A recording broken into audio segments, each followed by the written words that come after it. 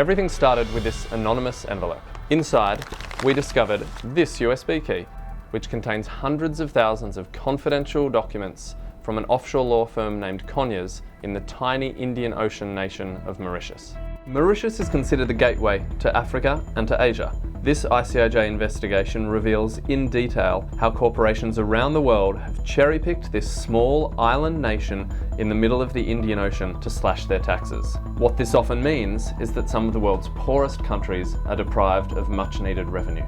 So you have countries caught up in the trap of poverty, and that is less services for the ordinary person. Why aren't the people who are making a lot of the money in the country not paying their fair share of the tax? We wanted to know how that happens, and documents alone can't tell the full story. So we put together a team of reporters and went to the heart of the action. For our first meeting, we met in Nairobi, Kenya, and within hours, reporters had found their first leads.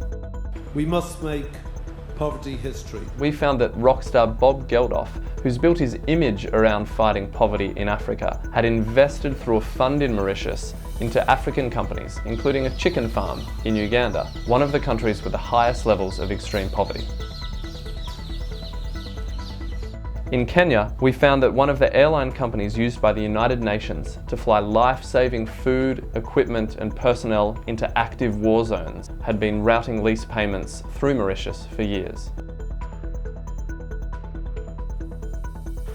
And in Oman and other countries, we found an American billionaire who promotes his luxury sustainable hotel business, who has also been routing payments through Mauritius. And the list continues. These are just a few examples of what we found.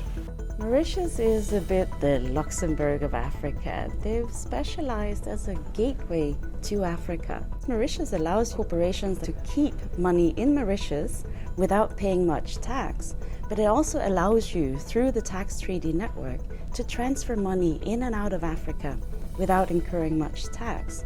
The global tax rules have not been negotiated by all countries. So right now we have a small club of countries that have designed the system that we have.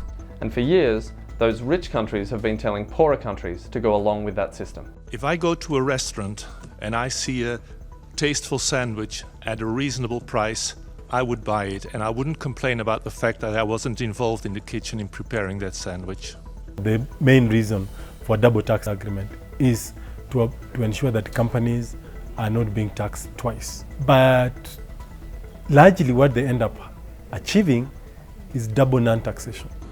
Right now, we're in an important moment because more and more countries in Africa and Asia are realizing they need to speak up to stop tax abuse. There's a lot of responsibility that rests with our own governments. And that also makes it even more imperative to be able to put the pressure on our governments to be able to ensure that while we are calling out on Mauritius to do the right thing, we are doing also the right thing.